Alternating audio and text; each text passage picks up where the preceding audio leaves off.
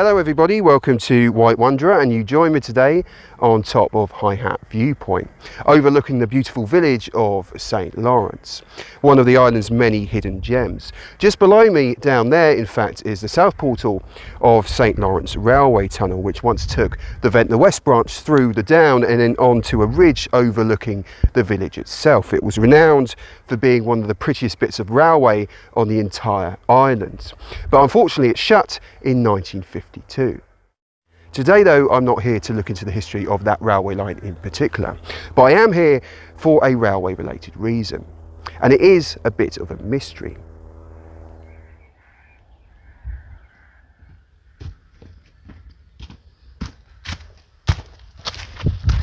Now this is actually St. Radigan's Path, and it straddles the undercliff as it heads down from the top to the track bed at the bottom, where it used to cross over the railway line, which of course is now long gone. And to stop you falling into the old railway cutting, there are these barriers in place. But if you look on the other side of these barriers, you can see something quite interesting. Now at first glance, this probably doesn't look that interesting, but it is actually an old rail from a railway, an actual railway. Now you're probably thinking, Jack, you've gone off your rocker. Of course there's a rail here being used as an old fence post. There was a railway down there, it was torn up, and then it was placed here, embedded in the ground. But there lies the problem. You see, that railway was standard gauge, and this rail is actually narrow gauge. Therefore, despite their proximity to each other, there is no way that that rail could have come from that railway. So where did it come from? Now the answer to that question appears to be simple. When the railway tunnel was built, a tramway was constructed to help remove the spoil, one that somehow went completely undocumented. Then once the work was finished, the tramway was ripped up and the standard gauge railway was installed. Piece of cake. There is a problem though, I think, with that theory, especially when you take a look at some photographs, like the ones out of this amazing book by Peter Paye. I suggest you go and read it if you haven't already. Now this one on page, where are we, 58, shows an incredible shot taken from just about where I am now, actually, showing the railway coming out of the south portal of the tunnel, and you can actually see the crossing at the bottom on the track bed. Now this fence here, if you squint a bit, does look like it is made up of wooden posts, much like the one to the left of shot in the foreground. Now if I'm right about that, it means that these rails were installed as fence posts, possibly replacing the rotten wooden ones after this photo was taken, which is the 23rd of July 1935. If there was then an undocumented tramway running through the tunnel aiding its construction, which was about 1897, 1898, then it's unlikely that those rails would have lied around after the railway was installed for a good 3.5 decades before they were used as fence posts. Therefore, I don't think there was an undocumented tramway. I think these rails came from a different one. We appear to have a predate then. But how far back can we trace these rails? Well, very few photographs of this spot exist after the railway disappeared in 1953. So instead I resorted to good old Facebook community pages, where I asked if any locals remember the rails in use as a fence. Luckily, I got a few responses, some stating that they recall the rails being there as early as the late 1960s. If I'm right then, and I do stress if, then this means there is a window of time between 1935 and 1970 where the tramway must have been torn up and used as fence posts. So where do we look for it? Now there were a fair few industrial tramways located on the island, built for all different forms of industry. But confusingly, none of the known documented tramways were ever situated anywhere near our location. The closest perhaps was one temporarily installed in the other Ventnor tunnel. This tramway was used to aid in renewing the water pipe through the tunnel that to this day supplies Ventnor town. However, this work occurred in 1986, so way out of our timeline. Now there was a tramway which does appear to fit the bill, and it's one which I haven't quite gotten around to do a video about yet. But it was located out near Newport in a place called Blackwater, and it disappeared in the 1930s. But I'm not convinced. I reckon that these rails actually came from a completely different tramway, one that was located actually out west. And the tramway I'm talking about, very little is actually known about it, but it did help construct an Isle of Wight icon.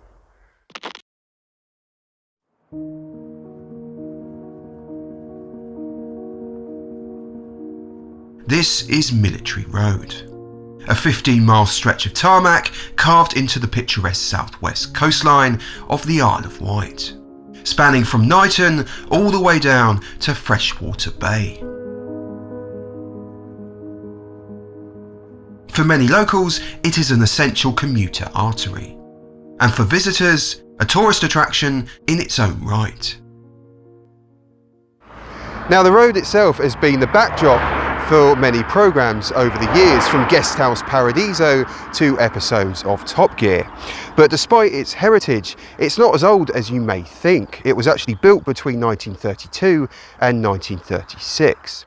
It is called the A3055, but the pseudonym Military Road is actually more of a ghost title, because this road was never actually built for military use. But it does follow the footsteps of one that was. The original road was built to serve an extensive defence network along the southwest coast, and essentially was nothing more than a private track, with access restricted to military only.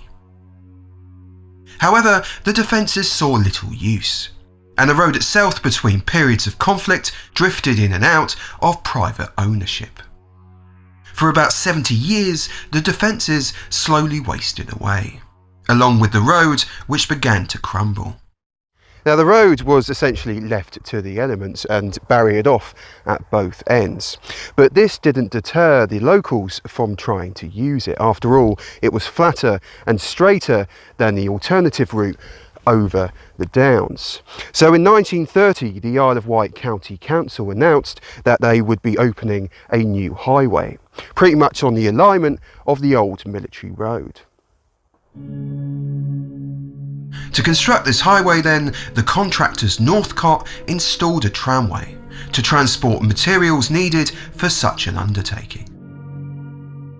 Now this tramway was of 2-foot gauge and was worked by petrol-driven motor rail engines pulling tipper wagons up and down the line. Now, as I said before, very little is actually known about this tramway. There doesn't appear to be any information on it online. But luckily, books succeed where the internet fails. So this is Locomotives of the Isle of Wight Railways by Cooper, Faulkner, Maycock and Salisbury. And to help me with this bit, I've enlisted the help of my glamorous assistant and camera lady, Nell. Glamorous assistant, could you please turn to page 155? Wonderful. So this, as far as I know, is the only photograph, at least the only photograph that I've seen of the tramway. And you can see Military Road being constructed here and the tramway running alongside it. There's in fact 2 lines, one going over the top of the down and one just alongside. So what we're going to do then is try and recreate this photo, find the spot exactly where this photo was taken from. Thank you, glamorous assistant. You're very welcome. We decided then to start south of Motterston and trace the road west from the edge of the adjacent coastal path. From here, we hoped to spot any geological features that mimic the landscape in the 1930s photograph. Though I must admit, we did occasionally get a bit distracted by the views.